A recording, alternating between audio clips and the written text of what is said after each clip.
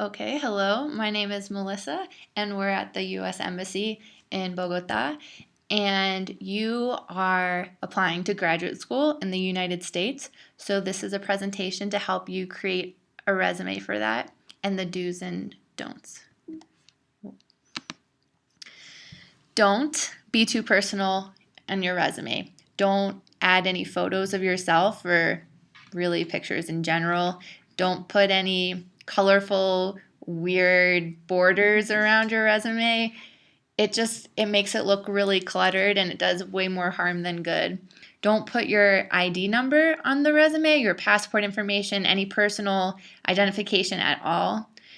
You will be giving an application to the admissions staff. They have all your information. Don't put it on your resume. Don't add family details. Don't add if you're married or divorced or how many kids you have or anything like that. They don't need to know that.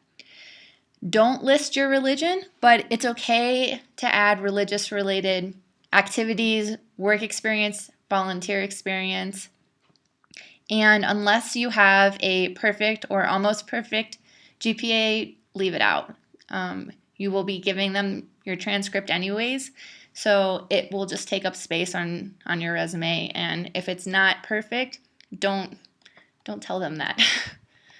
Okay, don't lie. Your universities are going to be checking your references anyways. Don't exaggerate your abilities on your resume. If you're explaining your experience, your work experience, and saying that you were managing a whole group and then they call your reference and they say you only managed one or two people, that does not look good for you. So tell the truth. Do be consistent. When you create your resume, make sure you put your most recent experience first. Focus on your experience that is relevant to the program that you're applying to. It's okay if you add other experience, but try to put your most effort and the most details into experience that is relevant to the program you're applying to. Spell check your resume a few times, and then after you spell check, have somebody else proofread it because other people will see stuff that you glance over. Be consistent with your formatting. Make sure you have all of your dates spelled out the same way. Don't put numerical dates in one area and then October, spell out the word in another area. It's sort of hard to follow, so make sure you're consistent with the formatting. And always keep updating your resume. Even after you leave graduate school, make sure you keep your resume and you keep adding your experience to it. Review your formatting. Make sure that it's not very cluttered and it's pleasing to the eye. Simple fonts, this is very, very important. Don't use weird fonts, unprofessional fonts, fonts that are hard to read. Please, for everybody's sake, never use Comic Sans. And stick to fonts that are easy to read, like the ones listed. Do use action verbs. Use words that are active and dynamic. Be specific and use numbers and percentages to give the admission committee an idea of the magnitude of your accomplishment. Some examples are listed. If you're talking in your skills section about your communication skills, you can use words like you arranged, resolved, collaborated. They're very dynamic words.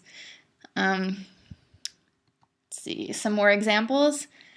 So somebody put in their experience section, they took commercial and construction loan applications.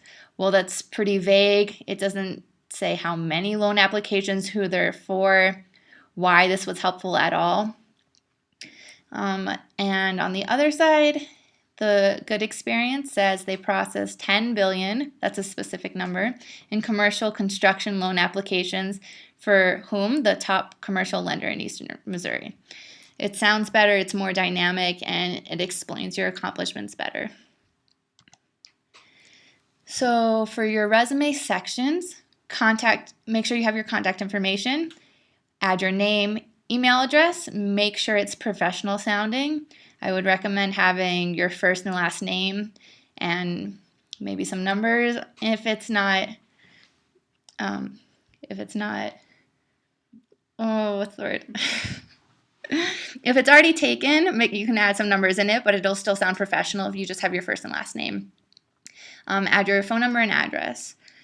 For every resume, you also should have your education, work experience, and skills. And because you are applying to graduate school, you should also add a relevant coursework or research experience section where you can talk about your thesis work, some of your relevant classes from your undergraduate, things like that. Some optional sections to include as well, but highly suggested because you want the admissions committee to know who you are. Some extracurricular work, volunteer if you have any honors and awards, any conferences you've been to, publications, things like this. On our website, which we'll add a link to, just go ahead and take a look, and there's a lot of templates that you can follow. That's it for the presentation, but I have to leave you with the final note. Please never use Comic Sans. Okay, good luck.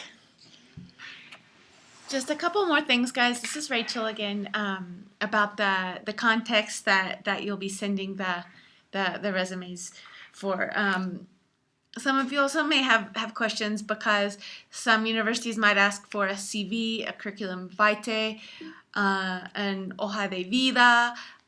It's all the information that we gave you today means the same thing. So we're using the word resume, but it's really interchangeable with a CV.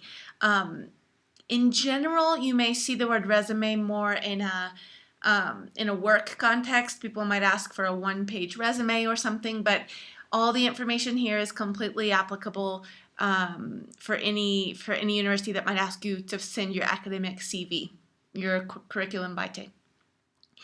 A couple other things, a couple other frequently asked questions that we get about resumes or CVs. What is relevant experience? How much research do I put on there? Remember that this is a place for you to be able to list your research experience, your publications that you have. So remember that it is in this academic context, and this is a supplementary document where the admissions committee or the professor can learn more about you. So any type of academic achievements, whether they be publications or conference participations, no matter how small, no matter if it's a publication, in your monthly university bulletin, it's important to include that so that the committee knows you have an interest and a proven track record in academic work in your area. One other thing to mention is that these universities may not ask for a resume or for a CV. For many graduate programs, it is required or requested, but some might not mention it. But it's still really important at this point in your academic process, in your application process, to create a CV, something that you are proud of and concisely shows what you have done in your achievements, because this is also important to send to professors. If you're contacting different faculty members and you want them to be able to quickly, glance over and see what are your research interests and what are your strengths in terms of your academic areas. So regardless of whether or not your universities are requesting it as a mandatory part of your application, please start working on your CV and your resume. One other thing to mention is that this, some of you are in very particular areas of study. We have, in graduate studies, everything from music performance to psychology to law and everything in between.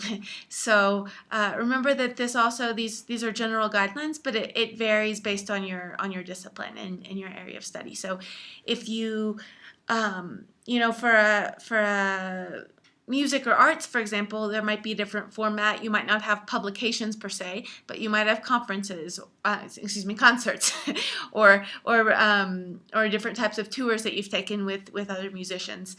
For law, you may have publications or not. I mean, it just really depends on your discipline. So don't feel like that you are deficient if you don't have a certain category.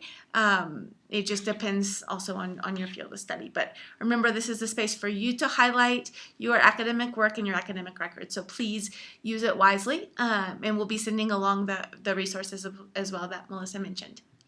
Thanks so much. Good luck, and let us know if you have any questions. Thanks.